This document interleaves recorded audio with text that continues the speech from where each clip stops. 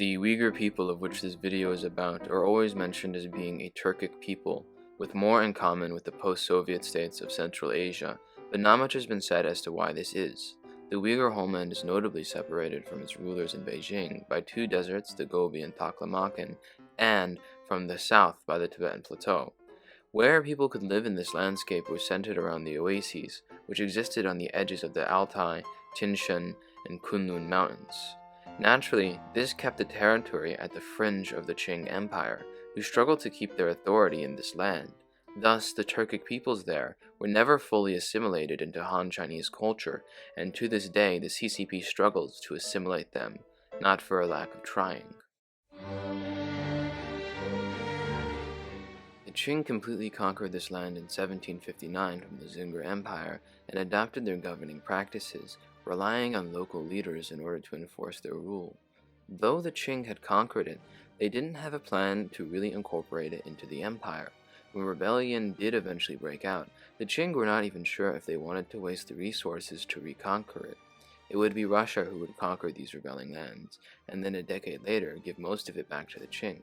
During this decade, many of those living in the Russian-controlled Ili Valley would migrate towards what would become modern-day Kazakhstan. When they reconquered this territory, they would now hold on to it more closely than ever before, and rename this new territory on the frontier into Xinjiang, which means new territory or new frontier. From an empire to a republic, life in Han-controlled Xinjiang at first did not change much. The first administrator of the Xinjiang, Yang Xingjin, though an authoritarian, knew that as long as he didn't mess with people's personal lives, his rule would not be challenged. Change would have to come from somewhere else. Vladimir Ilyich Lenin is many things to many people, but it is important for this story to remember the many promises that Bolshevism made to the world. It was anti-capitalist, anti-exploitation, and most importantly, anti-imperialist. Remember those Uyghurs living in Kazakhstan and Central Asia? As a part of the Soviet Union, they too professed and spread this anti-imperialism across the border into their homeland. Uyghurs began to identify as a people, and had notions of self-determination. This formation of Uyghur nationalism was gradual, and was influenced by years of Qing rule and Islamic ideals. In 1928, Yang was succeeded by Jin Shuren, who, unlike Yang, severely meddled in the lives of the Uyghurs, in total fear of a possible Bolshevik revolt. He put immense security measures on the Uyghurs, with an internal passport system, didn't bribe the Muslim elite, imposed heavy taxes on the Uyghurs, and forbade the residents from making Hajj. The local population was furious, and when Jin attempted to abolish a local khanate, the Khan led a revolt that would spread throughout Xinjiang. Jin would bring in soldiers who fought in Manchuria to the rescue, led by a certain Shen Shikai, who immediately backstabbed him with the support of the Soviet Union and took control of Xinjiang. Shang made a deal with the Uyghur revolutionaries to create a Muslim-led government in the south based in Kashgar. Thus, in 1933, the first Eastern Turkistan Republic was formed. It would not last long, though. In 1934, the republic was sacked by Hui Muslims and was under their rule until 1937, when Shang was able to reassert his dominance. But another opportunity would come soon. Meanwhile, Shang would soon become terrified by Uyghur nationalism himself. He purged the Uyghur elite and took over the Uyghur newspapers. This led to another revolt, which Shang brutally repressed with Soviet backing, executing Uyghurs under the suspicion of Trotskyism. Shang was so reliant on the USSR that he allegedly suggested that Xinjiang should be a part of it. Then, in 1942, in a really dumb move honestly, he cut ties with the USSR and arrested their supporters. The Uyghurs were pretty miffed at this, and the Soviet Union began pouring tons of propaganda into the region, reminding them of Han imperialism. They supplied arms to Uyghurs in the USSR territories and helped them overthrow Han rule. In 1944, in the city of Volga, the Second East Turkestan Republic was formed.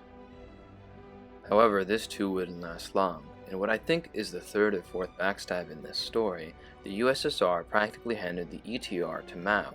The CCP had taken power of Beijing, and the Soviets held a meeting between the Uyghurs and the CCP, where some Uyghur leaders died in a plane crash on the way.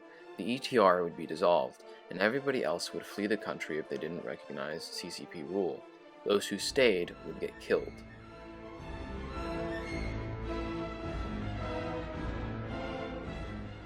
In the beginning of the CCP, Mao idolized Stalin and the Soviet Union and adopted many of their governing practices, including the Soviet nationalities policy, which sought to give colonized nations more autonomy. But in 1953, Stalin died and Khrushchev took power. Mao and Khrushchev were not good friends at all, and throughout the rest of the 50s, the Sino-Soviet split would make its mark on the Uyghur homeland. Slowly but surely, Mao would dismantle the nationalities policy that he had copied from the Soviets. In 1949, 75% of the population was Uyghur and 6% was Han. In the coming decades, this would become 45% Uyghur to 40% Han. In 1954, the PRC established military farms throughout the Uyghur homeland, giving land to demobilize PLA and GMD soldiers. They acted as de facto settlers and created many militias in order to enforce their position there. They acted as an occupying military force. The Great Leap Forward had also caused 2 million Han to flee the famine entering the Uyghur homeland. The collectivization of agriculture acted to forcibly assimilate the Uyghurs into Han culture, and it disrupted their family structures. Many Uyghurs began to flee to Kazakhstan due to these repressions. In 1962, it was announced that no buses would leave the border. The Uyghurs panicked and protested against the decision. Protesters were allegedly shot. They fled, but from 1963 onward, the border would be closed. The Great Proletarian Cultural Revolution sought to get rid of the three olds: old ideas, old customs, and old habits. The Han youth of the Red Guards who sojourned into the Uyghur homeland saw Uyghur culture and Islam as the perfect embodiment of these olds. They closed mosques, burned Qur'ans, and arrested imams. They operated out of the ex-PCC settlements, using them as bases. The Uyghur people did not take this humiliation lying down, and resisted these attacks on their identity, seeking a return to the Soviet style of regional autonomy.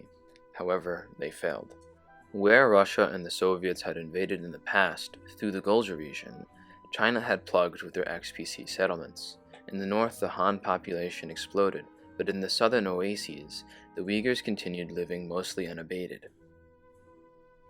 In the 80s, Deng Xiaoping became the leader of China. His reforms would roll back the restrictions, and the Uyghurs would enjoy more autonomy than they had ever enjoyed before. But then in the 90s, something changed. The Soviet Union collapsed, and all of those Turkic Central Asian states became independent. Uzbekistan, Turkmenistan, Kazakhstan, Uyghurs began to think, why not a Uyghurstan? The CCP would renew the repression, pointing at instances of Uyghur protest, violence, or any notion of separatism as the excuse. But in leaked documents, it was revealed that this repression was more part of a systemic attempt to tackle separatism. Any sort of independent religious activity was construed as related to separatism and was thus repressed. In the 2000s, the CCP focused on economically developing Xinjiang. The idea behind it was to integrate the region into the Chinese state. However, since no effort was made to remove the settler colonialist systems in place, this ended up worsening relations. Infrastructure construction was implemented by the ex-PCC, which would displace Uyghurs in order to create these projects. In the south, the projects that did get made disrupted the organization of the Uyghur villages, ripping apart their social fabric. This, of course, created massive resentment within the population. There's a specific quote on terrorism that has been brought up to death about what constitutes a terrorist. One man's terrorist is another man's freedom fighter. This is a phrase from the 70s associated with the Troubles. Whatever you may think about that conflict, it is important to understand that we no longer live in a world where the word terrorist has such an arbitrary meaning. On September 11, in 2001, the Twin Towers fell, and a global war on terror was called on by the US.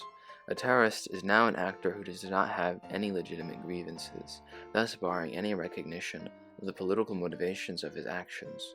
However, a terrorist is still vague in a few important ways that were best demonstrated by the actions taken by George W. Bush in the early 2000s. A terrorist can be an enemy that belongs to no state. He isn't an enemy that you defeat by deposing a leader. In this way, the label of terrorist now has a fixed meaning in the geopolitical stage, but who it can be applied to is amorphous. As a part of the Shanghai Five consisting of China, Russia, Kazakhstan, Kyrgyzstan, and Tajikistan, the three evils of separatism, religious extremism, and international terrorism were laid out as these states would work together to fight these evils. Interestingly enough, the evil that China joined this alliance to combat was centered more on separatism than the other two evils. Religious extremism was the concern of the former Soviet states instead. In this political climate of the late 90s, the Chinese portrayed the issue of Uyghur self-determination as mostly separatism, until the political opportunity came, where branding them Islamic extremists would grant them less scrutiny from other nations. Almost immediately after 9/11, the Chinese went to every international forum that it could in order to give legitimacy to this claim against the Uyghurs. Their goal was to get one specific group, the East Turkistan Islamic Movement, onto the United Nations Security Council's consolidated list of terrorists. The consolidated list is basically the UN's list of groups that it thinks sucks and should be sanctioned. In order to get this done, they had to reach out to its fellow UNSC member, the United States. In August 2002, in a press conference in Beijing, the US announced that ETIM would be recognized as a terrorist organization. Later, the US got the UN to add them to the consolidated list. Why did the US go along with this designation? It is important to remember that this is 2002, and the US had its own axe to grind on the global arena. The Iraq War was being marketed to the international community, and the US needed as much support as it could get. It was like a quid pro quo. You don't fight me at the UN, I recognize your group as terrorists. China would not propose any Security Council resolutions against the invasion of Iraq. With this, China had its bogeyman that it could use to paint any Uyghur resistance to their imperialism as terrorism, all with the help of a global superpower. In this environment, gradually the CCP would bear down on the Uyghurs, removing more and more rights, causing more and more reprisals from the Uyghurs, and causing more and more repression, until the present situation. A constant theme throughout this video that some of you might have noticed is the cycle of Han repression of Uyghur identity, Uyghur resistance, and then the Han pointing at this resistance as justification for more repression. This is the self-fulfilling prophecy, where the CCP's policies create the outcomes that they are trying to avoid. China sees the issue of extremism and terrorism within the Uyghur community as biopolitical, as if it is a virus that is spreading throughout the population that it must purge through massive repression and cultural genocide. Where this will take us through the rest of this century is difficult to say, but we must have a more informed understanding of Uyghur resistance to Han repression going forward. As some of you may have noticed, this is a re-upload. I found that the audio I produced on the older video was of very poor quality, and I felt that the artwork and the writing for the previous video deserved better audio, so I decided to re-release this video with the better audio. If you liked this video, please share the video, like, and subscribe. And if you'd like to support this channel, feel free to help us out on Patreon. I will now read out the patrons who supported this channel: Tom Rollins, Sahib, Adam Albilia, Rafiq, Nomad Star, Rafiq, Marshall Law, Khalil, and Avocado Kirby, Khalil. Thank you very much for your support, and thank you guys for watching. Have a good day.